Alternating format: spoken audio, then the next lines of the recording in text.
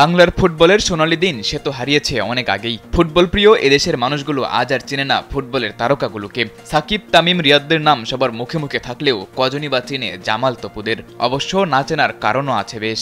মানুষ তো খেলা দেখে, খেলা ভালোবাসে কেবল একটু বিনোদনের জন্য, কিন্তু যে খেলা দেখে বারবার মন ভাঙে, যে খেলায় জয় কবে এসেছে তা দেখতে ক্যালেন্ডারের পাতা উল্টাতে হয়, সেই খেলায় মানুষের আগ্রহ থাকবেই বা কি করে।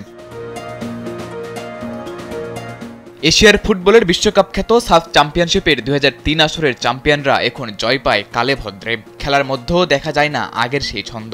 যেই নেপাল ভুটানের বিপক্ষে বাংলাদেশের আসত নিয়মিত জয়, আজ সেই নেপাল ভুটানই বাংলাদেশের জন্য কঠিন প্রতিপক্ষ।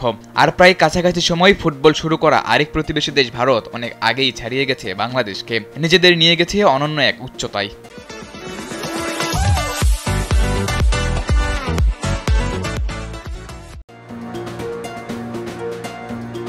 হারানো সেই ফুটবলের দিনগুলোকে ফিরিয়ে আনতে সাম্প্রতিক সময়ে কম চেষ্টা করেনি বাফুফে।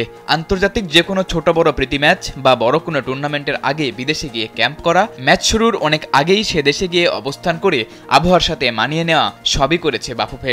তবে কোনো কিছুতেই আসছে না আশানুরূপ ফল। এই আশানুরূপ ফল না আসার ক্ষেত্রে আবার বাফুফের দায়টাও কম না। বাফুফে প্রেসিডেন্ট সালাউদ্দিন হটাও ফুটবল বাঁচাও এমন স্লোগানও তো দেখা গেছে মাঠে। তবে গত বছর র্যাঙ্কিংয়ে বেশ এগিয়ে থাকা আফগানিস্তানের সাথে ড্র করার পর থেকে ফুটবলে আবারও আগ্রহ বেড়েছে মানুষের। আবারও বাংলাদেশের খেলা হলেই থাকতো গ্যালারি ভরা দর্শক। তারই ধারাবাহিকতায় গত বছর ফুল প্যাকড গ্যালারিতে বাংলাদেশের থেকে প্রায় 64 ধাপ এগিয়ে থাকা লেবাননের সাথে ড্র করে বাংলাদেশ।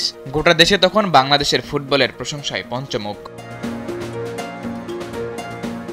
তবে নতুন বছরে আবারও সেই আগের দশা। মার্চে খেলা আনঅফিসিয়াল ফ্রেন্ডলি ম্যাচে সুদানের বিপক্ষে ড্র ছাড়া আর কোনো প্রাপ্তি নেই। ওয়ার্ল্ড কাপ বাছাইয়ের এবছর খেলা প্রত্যেকটি ম্যাচেই হেরেছে বাংলাদেশ। এমনকি ঘরের মাঠে গত বছর যে লেবাননের সাথে ড্র করেছিল বাংলাদেশ, গতকাল সেই লেবাননের কাছে 4-0 গোলে বিধ্বস্ত হয়েছে লাল সবুজের জার্সিধারীরা।